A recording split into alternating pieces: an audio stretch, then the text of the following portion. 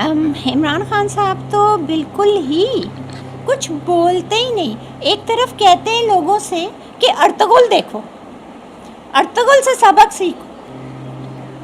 ہم سمجھ رہے تھے کہ عمران خان ہوں گے ایسے، لیکن انہوں نے خود اپنا تضاد دکھا دیا. عمران خان صاحب کے ساتھ جو امیدیں تھیں اور جس طرح انہوں نے وعدے کیے تھے، یقین جانیں انہوں نے ایک ٹی وی پروگرام میں تو خاص طور پہ لا الہ الا اللہ کہہ کے کہ میں مسلمان ہوں، اپنے ایمان کو اس داؤ پہ لگایا تھا. تو کیا منصب پہ آ کے ایمان، غیرت، عزت سب کچھ ختم ہو جاتی ہے؟ تو تبدیلی کا نام لیتے تھے، یہ تو کہتے تھے کہ ہم پچھلوں سے بہتر ہیں، لیکن ان کا رویہ بہت افسوس کے ساتھ کہنا پڑ رہا ہے کہ پچھلوں سے زیادہ خراب ہے. پچھلی گورنمنٹ میں تو ہماری عافیت سے بات ہو جاتی تھی، اس گورنمنٹ میں تو بات بھی نہیں کر رہے.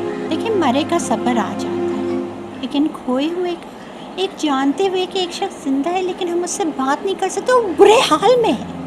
جو بھی خبر ملتی ہے پہلے سے زیادہ خراب ملتی ہے. خود ہی اسی گورنمنٹ کے فارن آفس کے کونسل جنرل کی رپورٹ موجود ہے کہ وہ کس برے حال میں، اس کے ساتھ کتنا برا سلوک ہے کہ منصب ملتا ہے تو سارے وعدے، سارے سب کچھ فوراً غلامی میں سر جھکا دیتے ہیں.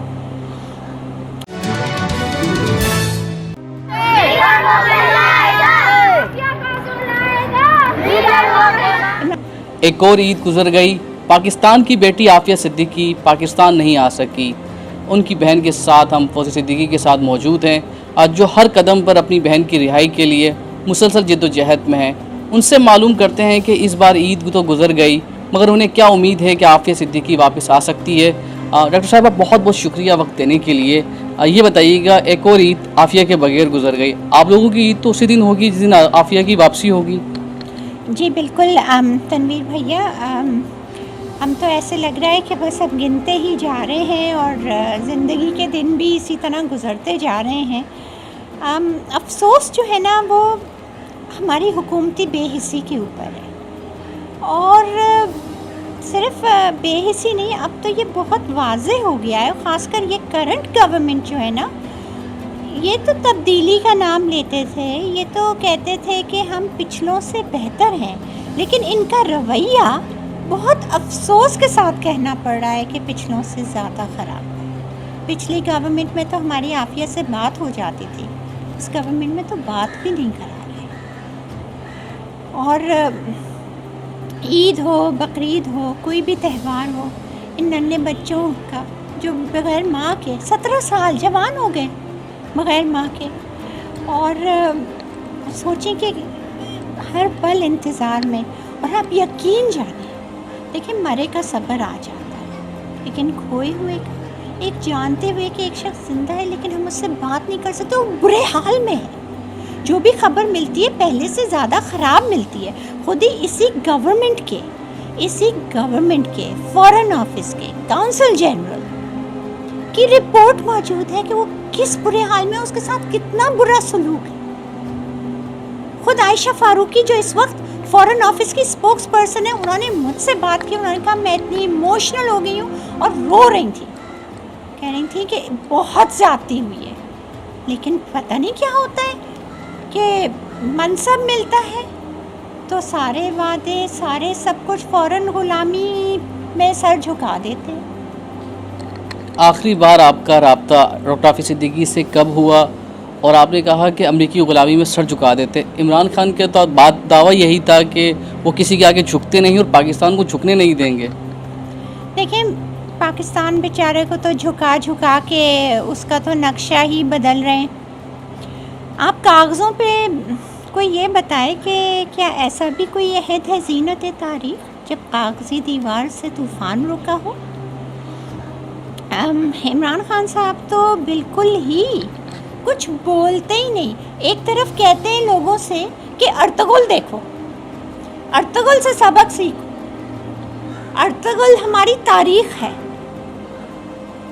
تو ارطغرل کا اور اس کے جو دوسرے بھائی تھا اور سارے جو غدار تھے ان سے جھگڑا یہی تو تھا نا.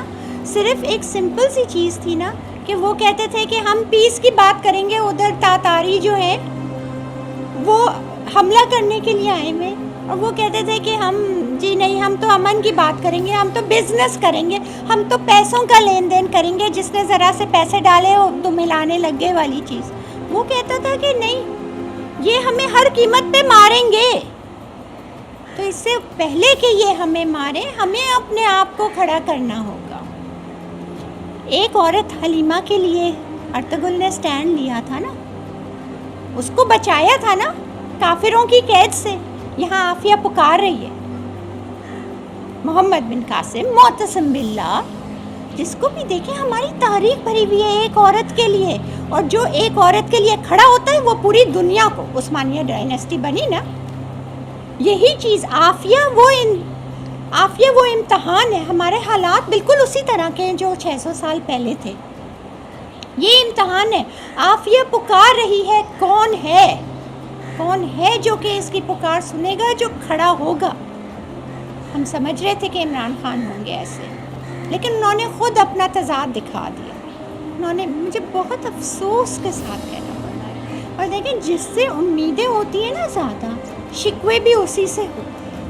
تو اگر اللہ کرے کہ خان صاحب تک یہ پہنچے تو وہ برا نہ منائے یا اس کو انا کا کوئی مسئلہ نہیں بنائے. ود آل ڈیو رسپیکٹ, ان سے امیدیں تھیں. عمران خان صاحب کے ساتھ جو امیدیں تھیں اور جس طرح انہوں نے وعدے کیے تھے, یقین جانیں انہوں نے ایک ٹی وی پروگرام میں تو خاص طور پہ لا الہ الا اللہ کہہ کے کہ میں مسلمان ہوں, اپنے ایمان کو اس داؤ پہ لگایا تھا. تو کیا منصب پہ آ کے ایمان, غیرت, عزت سب کچھ ختم ہو جاتی ہے؟ ایسا نہ کریں. اب بہت شکوے ہیں عمران خان سے, اور ان کا یہی کہنا ڈاکٹر فوزیہ صدیقی کا کہ جس سے امیدیں ہوتی ہیں اس سے زیادہ شکوے بھی ہوتے ہیں. آپ حکمران جو ہے پاکستان کے وزیر اعظم عمران خان ریاست مدینہ کی بات کرتے ہیں. ریاست مدینہ میں تمام جو ان کے شہری تھے یکساں حقوق تھے. اگر ان کے ساتھ ظلم اور جبر کیا جاتا تھا کسی بھی دنیا کے کسی ملک میں تو اس جبر کا جواب دیا جاتا تھا. وہ پوری قوم عمران خان سے اپیل کر رہی ہے کہ ڈاکٹر عافیہ صدیقی کو وطن واپس لے کر آئیں. اگر وہ اس میں لانے میں کامیاب ہو جاتے ہیں تو ان کا نام تاریخ میں یاد رکھا جائے گا. دیکھ رہے ہیں گورکھ دھندا ابرار قریشی کے ساتھ.